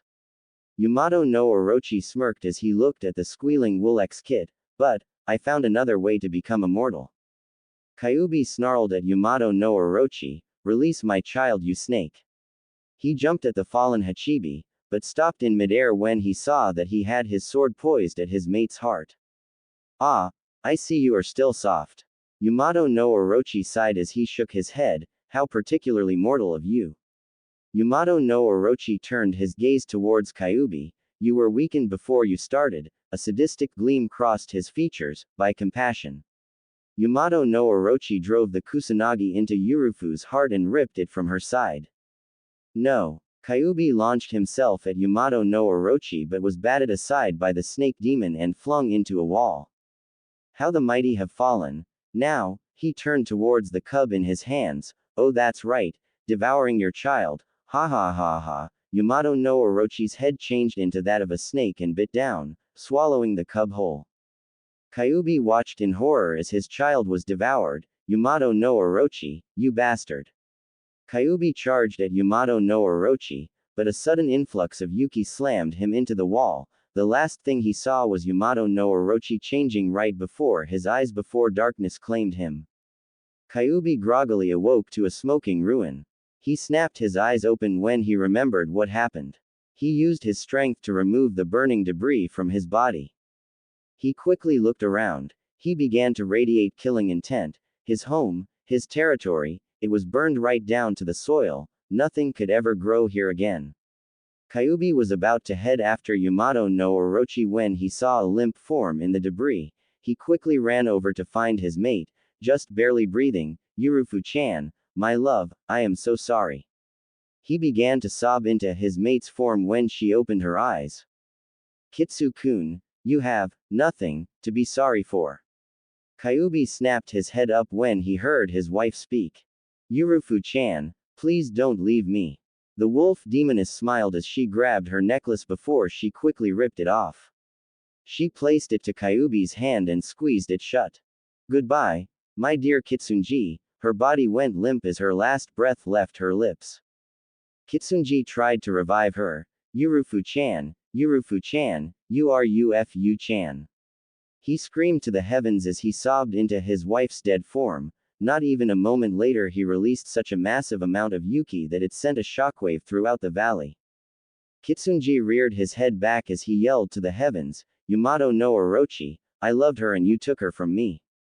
Kitsunji sliced his hand with the necklace his mate gave him. "Today I make a new vow, I will spend the rest of my life, hunting you down." Kitsunji's proclamation was heard throughout his territory. The Kitsune fled in fear of the angry Kitsune, and pitied anyone that got in his way.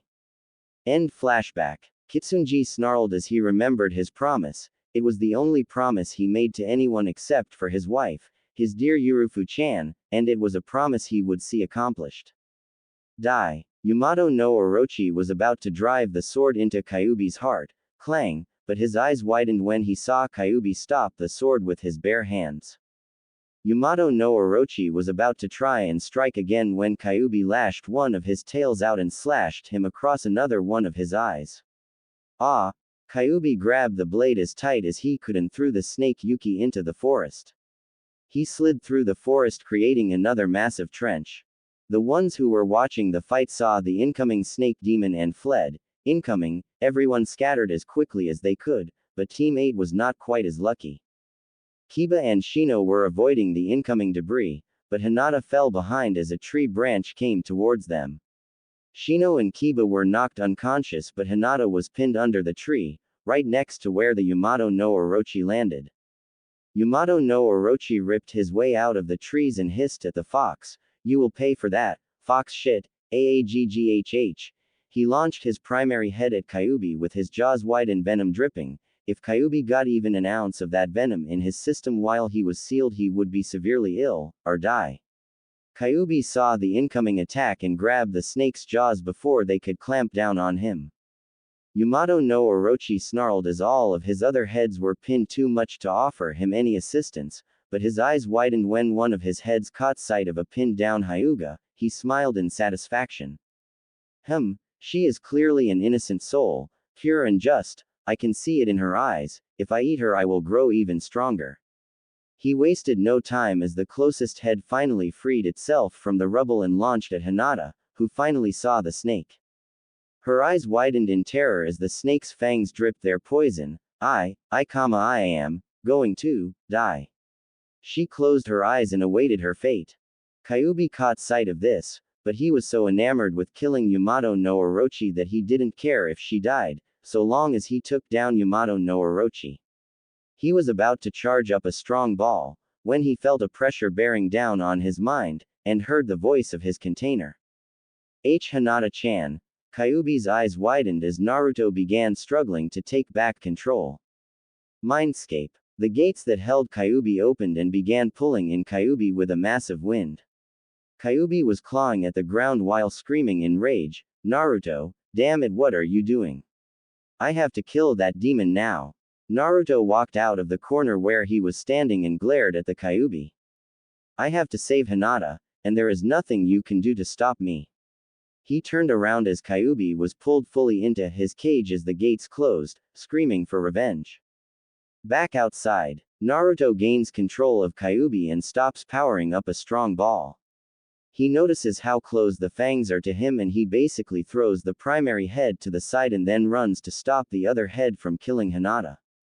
Hinata watches as the head is about to close down on her and then closes her eyes as a single thought goes through her head: "I didn't even get to tell Naruto-kun how I feel." She waits for the inevitable as she hears the sound of piercing flesh, but she felt no pain. She quickly opens her eyes to find the fangs not even an inch away from her. She was confused, but she was shocked out of her stupor when she saw the blood flowing down the massive fangs. She slowly looks up and is shocked to see Naruto, still in his eight-tailed state, but replacing the red eyes was the usual cerulean blue she loved so much. Naruto flinched in pain and then screamed in agony as Yamato no Orochi ripped his fangs from the Jinchuriki-turned-demon as he went back to being the same old Naruto. Yamato no Orochi began twisting in pain as his body shattered like glass, and in the place of where his body was pinned was the snake Sanin Orochimaru. Orochimaru cringed in pain as he pulled himself from the rubble. "So, you still live, no matter. My venom will kill you soon enough, Jinchuriki of Kitsunji." He had a wicked smile as he turned his head towards the direction he sensed Sasuke and Sakura thanks to the curse marks on their body. "But first, I must acquire my new test subjects." Orochimaru walked off as Hinata finally freed herself from the tree that was pinning her and ran over to the poisoned and bleeding Naruto. "Naruto-kun, please don't die, please, I love you." Naruto did not make any sign of movement except for the steady fall and rise of his chest, which was quickly becoming erratic. She rummaged through her pouch and pulled out a medicinal cream she had been working on. Kami, please let this work. She pulled out as much of the cream as she could and began coating Naruto's open wound. She saw some of the cream begin to eat away at the leftover poison, so there was the chance that it was working, but Naruto's wound did not heal in the slightest. She began running through what medical jutsu she knew and tried to heal his wound. Orochimaru had since found Sasuke and Sakura. Sakura was barely standing while Sasuke was still in pain from the curse mark. He smiled at how easy this was going to be. Looks like Sasuke can't stand the curse mark as easily as you can wench.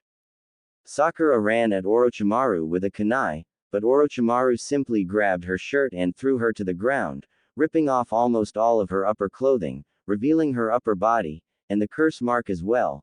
The curse mark has a 1 in 10 chance of survival, and if you do survive it you will be unconscious for a few days before you are even capable of even activating it, yet not only do you survive it, you also manage to activate and use its power not even a minute after application. He grabbed Sakura by the throat. The question is why? Why is it that someone so pathetic, one who shows no qualities of a bloodline, demon blood, or any other great qualities besides an extremely low chakra pool, can survive such a mark? Orochimaru pulled out a syringe. I guess I will just have to study you to find out. Just as he was about to plunge the syringe into Sakura's body, a kunai plunged into his arm. Ah! He looked up to find Anko glaring at him. He smiled in anticipation as he saw his dear apprentice. Ah! Anko-chan, I see your aim has gotten better. He threw Sakura to the ground as he pulled the kunai out of his arm. He then ran up the tree at Anko as he drew a kunai at his old apprentice. But what about your knife skills? Anko blocked an incoming strike from the snake Sanin, fallen Hachibi, as he began using his snake jutsu to gain the upper hand. Damn snake shit, I will kill you for what you have done to me. She threw a kunai with an explosive note on it as she sent a volley of snakes at Orochimaru. He quickly held up a hand sign as the snakes quickly stopped their assault. They then turned their attention to Anko and attacked. She was about to dispel them, but they wrapped around her and kept her from performing a single hand sign. Kuku, I don't think so, Anko-chan. I am the Lord of Snakes, no matter if I am a Biju or not. The Snake Clan serves me. Anko struggled as she cursed Orochimaru. Damning snake shit, I am going to kill you, you piece of shit. Orochimaru chuckled and then went into roaring laughter. How humorous. Orochimaru reached for Anko, causing her to flinch. Are you going to kill me? If so, just do it, you ing shit. Orochimaru began to chuckle again. Oh Anko, what makes you think that I would kill you, my own daughter? A look of horror crossed Anko's features as Orochimaru's statement met her ears. What? You're lying. Orochimaru began to chuckle as he stroked Anko's cheek. Now Anko, what could I possibly gain from lying to you, my dear daughter? Orochimaru walked back over to Sakura and plunged the syringe in her stomach. Your interference cost me a potential test subject, but I guess her blood will do just fine. Oh, don't worry Anko, I won't kill her. What point would there be in killing a potential host? Orochimaru threw Sakura to the ground as he performed a set of hand seals. His body caught flame as he disappeared. Goodbye, my daughter. He disappeared along with the vial in his hands, leaving Anko in shock. Anko was wide-eyed. Her sensei was her father. If that was the case, then why was she alone? Her mother had banished her from the Mitarashi clan when she returned from being kidnapped from Sea Country, all because she had the curse mark, mother. She hated that woman above all other people. She was banished from the clan because of something she had no say in. Anko began to weep. She had always wondered who her father was, and now that she knew she wanted to die, her mother had forsaken her, and her father was the cause of it. She wept as the other Junin surrounded her. Kurenai ran to her longtime friend and tried to comfort her. Shish, it's alright Anko-chan, it's alright. Meanwhile across the clearing Hinata was weeping for Naruto, who was slowly dying from Yamato no Orochi's poison. She had flooded the wound with healing chakra, but since the wound was made from demonic energies, it was too damn hard to heal for human medical techniques. No, please Kami-sama no. Hinata had exhausted herself of all her medical techniques, she had so little chakra left that it hurt to try and use more. She was about to try another medical technique when her hand was grabbed. She looked up to find Amaru grabbing her hands. You do one more medical technique, you will die. She let go of Hinata's arm and pulled out a medical bag. She began rummaging through it and pulled out various creams that emanated a weird aura. I have to say I am impressed. Not many humans that have had no contact with a demon can claim to have made a cream that can quell a demon's poison, much less a Biju class demon. She pulled out a glowing cream that she smoothed over Naruto's open wound. It began to sizzle and fizz, and then finally the wound began to repair itself. The bones began to regrow as the flesh began to grow back in the wound until finally the wound closed up. Amaru sighed as she rummaged through her bag. She smiled when she found what she was looking for. She pulled out a vial of extremely small black balls that looked like soldier pills. She opened the vial and gave one to Hinata. Here, it will replenish your chakra and eliminate any poison that may have gotten into your system. You may not have been bitten by that damn snake, but you were in the proximity of the venom, you may have breathed.